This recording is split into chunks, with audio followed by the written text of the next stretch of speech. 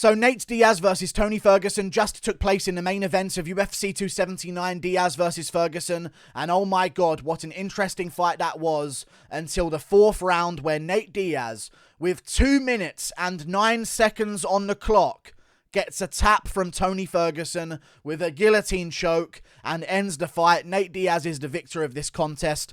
Good performance from him, I guess you could say, because he won the fight and won it in the fourth round. No one expected him to really submit Tony Ferguson. I think if there was many ways people would predict how this fight would go, I don't think Nate Diaz latching up a guillotine on Tony Ferguson and effectively hitting the Snapdown City-esque type finish on Tony Ferguson. But it happened. With 2:09 on the clock, Tony Ferguson tapped to a guillotine immediately. As soon as it was in, immediate tapping on that guillotine. Nate Diaz has got a very deadly guillotine, I completely understand, but man, that was a quick tap from Tony Ferguson. He was barely in it. He wasn't even in the guillotine to begin with, and then he rammed his head into the guillotine to make sure that the guillotine was in, and once it was in, he immediately tapped right on 2:09 on the clock, and Nate Diaz sails off into the sunset in true Nate Diaz fashion. He says he likes the UFC, but he wants to go and accomplish some stuff in another sport and be the best in another sport now and stuff like that, which means I want to fight Jake Paul in boxing and make a couple million, is what I'm hearing from it. But either way, Nate Diaz wins. But I will say this. Respect to both of these men. They are veterans of the game of MMA. I know this. I've watched them for years now. I'm big fans of both. They are veterans of MMA, and I respect them massively. Thank the Lord above that the fights were changed recently. If Tony Ferguson, that showed up against Nate Diaz, fought Li Jingliang, who got robbed, and I'm not over that, I might make a whole video. He would have gotten violated by Li Jingliang in that fight. And if that Nate Diaz showed up against Khamzat Chimaev, the Chimaev that just did what he did against Kevin Holland, it would have been another violation. So if anything, it's actually for the best that the fights got swapped around. We know that now. I know we were saying that beforehand even still, but we know it now. It was for the best. You know what I'm saying? Because that would have been a very sad ending of that night if we watched Tony Ferguson get put out cold by Li Jingliang, who looked amazing against Daniel Rodriguez and got it done with a 10-pound weight discrepancy. And if we watched Nate Diaz in the main event at the end get ragdolled by Chimaev and destroyed in a round, that would have been a very different vibe to the end of the night. So thank God we got what we got. Nate Diaz finishes Tony Ferguson. Nate Diaz is done with the UFC. Tony Ferguson, you're done. I don't want to see it anymore, man. It hurts too much to watch you. You're just not the same guy anymore. And people are going to dislike this video because I'm keeping it real. And people are going to dislike that because these are their favourite fighters. But I'm keeping it real, man. Tony Ferguson, go home, man. Like, you're not there anymore in the head. And you're not there physically. And Gaethje beat the testosterone out of you. And Chandler scrambled your brains. I don't know what the game plan was. I don't know what he was doing out there half the time. I don't know where in the game plan it said whenever Nate Diaz turns his back on you and taunts to the crowd, stand there like an NPC and wait for him to resume facing you. Because he wasn't doing that with you when you turned your back. He was chasing you down, trying to get a TKO. But when he's out pointing at the crowd, turning his back on you, you're just like waiting for the game to give you instructions on what your NPC ass should do next. It was so sad to watch. That's not Tony Ferguson. Nate looked like Nate. A little bit worse than his prime. We get that. He's not in his prime. That's a fact. But he did what Nate Diaz does. He took shots. He got leg kicked a bunch of times. But Tony Ferguson was like a geriatric old man who just got let out of his retirement home into the cage that night. Wobbling around all over the place, never balanced at any moment in the fight. Anytime Nate got close to him, the old Tony would have been spinning, elbowing. They were back-to-back a lot of times in that fight where Tony would overthrow a shot. The old Tony would be spinning elbowing over and over again. There were so many occasions where he could have thrown spinning elbows and elbows in general and big shots and fought in the pocket and stuff like that. But anytime Nate got close, he genuinely just went and ran away from him. If he fought Li Jingliang, I'm so happy he didn't. I'm actually unhappy for Li Jingliang massively, but I'm happy that he didn't get that Tony Ferguson fight because that would have been unfair. That would have been so unfair. I'm glad that this was the fight that we got instead. I was wrong about my prediction, fair enough, but man, I expected a better version of Tony Ferguson than what we've got, man, but he needs to stop. He needs to stop fighting because he's not there anymore. I've never seen someone, one, be so happy to win, to lose. Ferguson, you're losing over and over again. Why are you so happy afterwards? Yeah! Let's go! Lifting up Joe Rogan like, you're losing over and over again. Why are you so happy after a loss? How are you that happy? Like, you didn't get going. Your boxing wasn't there.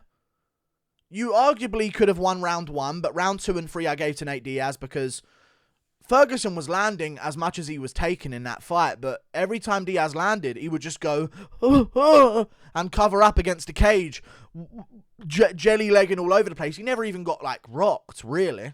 He never got concussed in that fight, but he was just, no matter what, his movement was just like he'd just been hit by a Chandler front kick. Craziness to me. He went for an ankle pick, which was good, but I don't want to see Tony Ferguson fight again, man, because they ain't going to give him some, like, older guy like Nick Diaz. Maybe they will do that next if they do make another Tony Ferguson fight, and that's something that I would be okay to see. But I don't want to see Tony Ferguson fight again in the UFC against anyone who's in any way okay in their head whatsoever, because they're going to beat him, and I don't want to see that. The guillotine. Let's talk about that, now that I've buttered you up a little bit.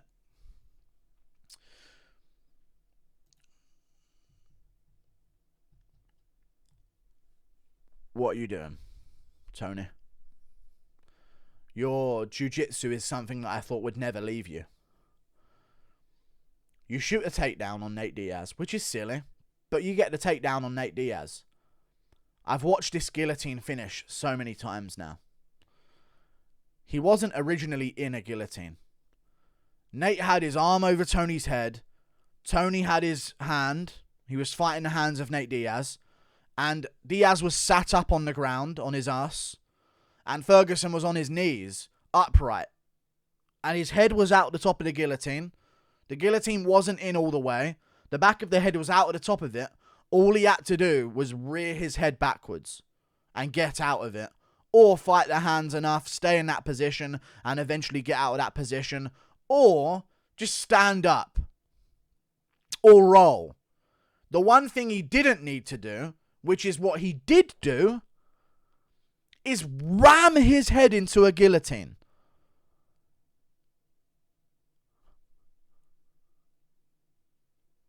I have no idea why he did that. He was not, if you look back at the guillotine, I know people are going to say, dude, it was in. It was eventually in. Yes, I get that. The guillotine was a guillotine choke. I'm not saying it wasn't a choke. He was out of it originally. It wasn't originally in. Diaz didn't pull him into him. Ferguson is in a position where he can escape that position so easily. And he just pushes his head into the guillotine and angles himself right down. There you go, tap me out. You ready? Tap, tap, tap. What are you doing out there? I literally was sitting here contemplating a rigging. But then I was thinking, why would they rig it for Diaz? At 2 minutes and 9 seconds left on the clock on 9/11, by the way. Why would they rig it for Diaz, I was thinking. No way they would rig it for Diaz. There's just no way. What was Tony doing in that position? I know how I'll get out of this guillotine-ish position. I'll ram my head into a guillotine and tap immediately. I've never seen such bad fight IQ, and that's Tony Ferguson. So something's not there in his head. It's not just a physical thing where he didn't have a good performance because he wasn't in the best shape. He wasn't in the best of shape. But it's not like, there's more to it than just his physical ability declining. There's a mental thing where he's just not even... Let's not see this become an absolute horror show of Tony Ferguson's career. Let's not see him take more damage. Get him out of the UFC. And we need to just give him $1 million. Cool $1 million. Relax, retire, be a coach somewhere, give back to the community, keep your head right. His brain ain't... What was he doing in that guillotine position? He was basically out of it, if he wanted to be.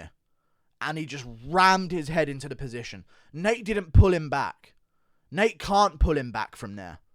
Ferguson is like, his knees are way in front of him. He's sitting back on his knees. And then Nate's trying to get a grip of him. And then all of a sudden, Ferguson just goes, oh, I'll just go into this guillotine position. Tap, straight away. 2:09 on the clock. Craziness to me. It looks crazy to me. I don't want to see either of them fight again in the UFC. Wouldn't mind Nate Diaz. But, yeah, Nate Diaz. I guess he'll be fighting Jake Paul next. Good performance from him. You can't take anything away from Nate Diaz. He fought who was in front of him. And, you know, Ferguson was chopping the low kicks and going to the body here and there and stuff like that. Not much headshots from Tony Ferguson were landing and stuff. And Diaz was kind of landing some, like, glancing blows. But he was, like, finishing combos with kicks. And then eventually Tony Ferguson started, like, feeling a bit of pressure and then started going against the cage and just letting Diaz tee off on him, which was interesting. And, yeah, it was just a very strange performance. I don't know. It was a good fight. I'm glad we got to see it. I'm glad it happened instead of the Chimaev-Diaz fight, which would have been a massacre, and then the Li Jingliang Ferguson fight, which, again, would have been an absolute massacre too. But, what was that? I don't know. Tough to watch. It's hard seeing fighters become that. And it's hard knowing some fighters are going to become that as well. Like, someone said in chat, Holloway's going to be like this in 5 years. I was like, oh, God, you might be right. What if Holloway's like that next? After that Volk fight, you never know. But either way, like and subscribe. Thank you for watching. A little bit of a weird main event for me. I don't know how I feel about it. It made me feel sad, if anything. Toodle pip. Good win for Diaz, though. Rides off into the sunset. Perfect scenario for him. Much better than a Chimaev demolition, so good for him. Good win for Diaz. And go and make some money outside the UFC fighting Jake Paul. Please beat him. Don't lose to Jake Paul, for God's sakes. Like and subscribe. Toodle pip. See you later. Goodbye.